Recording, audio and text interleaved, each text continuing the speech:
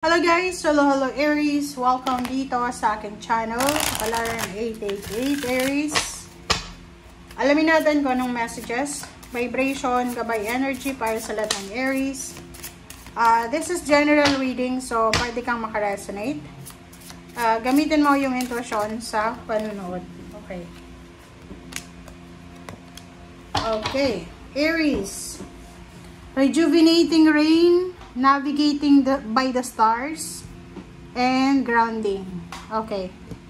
Sa rejuvenating rain na to, sinasabi ng barahan na to na clear the past, heal the present. Aries, sinasabi na kailangan mo nang kalimutan ang nakaraan. Like for example this week, kung bumabalik pa rin sa isip mo yung mga nangyari sa past, minsan may mga nightmares tayo, 'di ba? May mga panaginip tayo na parang bangungot ba. So sinasabi ng barahan na 'to na you need to let go kung ano man 'yan na bangungot ng buhay mo. Kailangan mo nang paliwanagin yung past mo and mag-focus ka na sa present situation or sa current situation. Next card natin is Navigating by the Stars. So, follow your bliss. Sundan mo kung ano yung nagbibigay sa'yo ng saya. Kumbaga, halimbawa kung nahihirapan ka sa linggong ito na magdesisyon, nahihirapan kang gumawa ng action, sundin mo, gawin mo kung ano yung magdadala sa'yo ng kaligayahan. And as much as possible, kung may mga Aries na medyo nalulungkot kayo, na homesick, nai-stress, nawawala sa focus, kailangan nyo lang siguro is mag-spend time sa mga taong mahal nyo, hanapin yung peace and harmony sa nature, sa dagat, diba, sa bundok, and explore your roots. Bumalik ka sa mga tao na sila yung nagbibigay sa'yo ng kalma.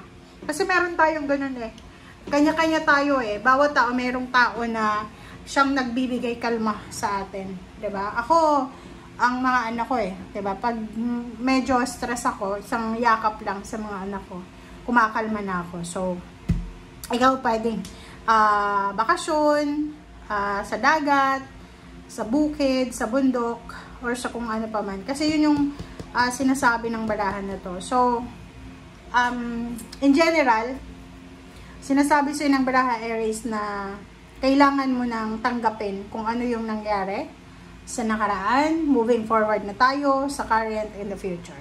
Okay.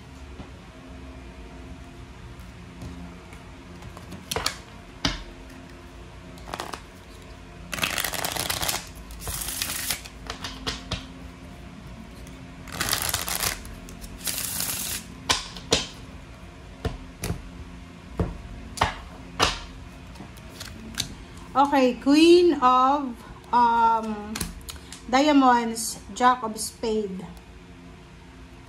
Okay, Aries. Dito sa barahang to, sinasabi ng barahan na possible. Okay, kasi sabi ko lang, kasi sa akin, yung kalma ko sa buhay is yung mga anak ko. Sa'yo ganun din sinasabi ng baraha sa'yo na pwedeng anak mo, kung may anak ka na, pamangkin, apo, or kung sino man siya na maliit na bata, pwede siyang makatulong sa'yo para maging motivation mo siya, para maging masaya ka, gawin mo siyang inspiration, parang ganun, para mag-move forward. Kasi possible na sa linggong ito ay bumalik ka na naman sa dating problema mo, or bumalik ka sa dating emotion. So, para ma-motivate ka, ma-inspire ka, makaalis ka na dyan sa dati mong buhay, gawin mong inspirasyon yung mga batang individual sa buhay mo. Okay? And sa love life, kung babae ka na Aries, huwag kang masyadong silosa. Huwag kang masyadong mag-isip ng negative sa karelasyon mo kasi nasa tamang tao ka. Okay? Babae babae na Aries. Hindi ko sinasabing lalaki. Okay. And maraming nagmamahal sa'yo Jack of Spade yan protektado ka ng parents mo, ng family mo Aries. And maraming tao na pwedeng tumulong sa'yo.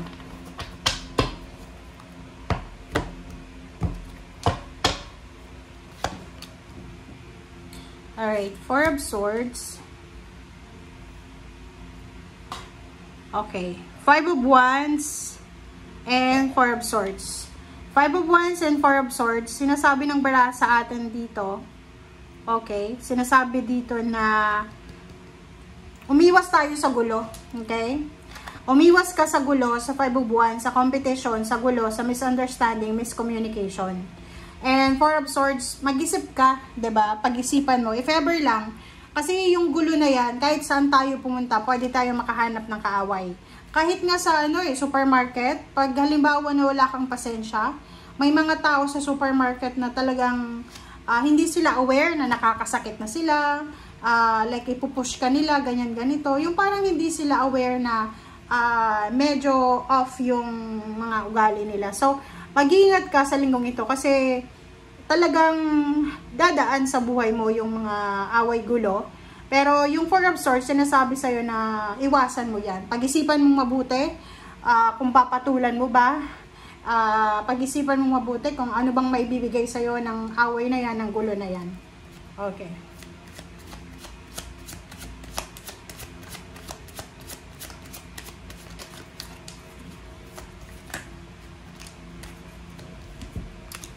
Alright, so 8 of Wands, 10 of Swords, and then High Priest.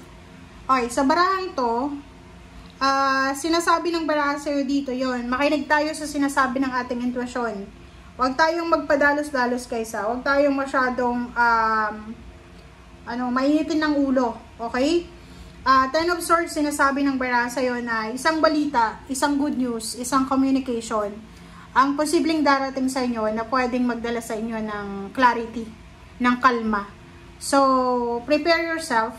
Okay, ihanda mo yung sarili mo kasi marami kang matatanggap na kwento or kaano pa man. High Priest, High Priestess. Makinig tayo sa intuition. 5 of Cups. Sinasabi ng baraha, mag-iingat ka. Yun nga sabi ko, umiwas ka sa gulo. Umiwas ka sa mga walang kwentang pag-uusap. Umiwas tayo na makipag-inuman or makipag-halubilo sa mga taong alam mo na may galit sa'yo. Sa mga taong alam mo na may kinikim-kim silang inggit galit sa'yo. Kasi, manghihinayang ka eh. Manghihinayang ka sa action mo eh. Kasi, halimbawa, alam mo pa, pag may nagiinuman, lalo magkakaharap yung mga magkakaaway, pwedeng maungkat yung gulo. And pwedeng magkagulo. Kaya nga, 'di ba? Para sa peace of mind, para sa peaceful na buhay, kailangan mong umiwas sa mga tao. Kaya nga sinasabi, ikaw na lang ang umiwas sa mga taong may galit sa iyo, galit ka or sa kung ano pa man kasi pwede kang magsisi. 5 of Cups eto. Pwede kang magsisi sa maling desisyon na magawa mo, lalo na kung may impluwensya na ng alak or kung ano pa man. Thank you guys for watching and see you again. Bye!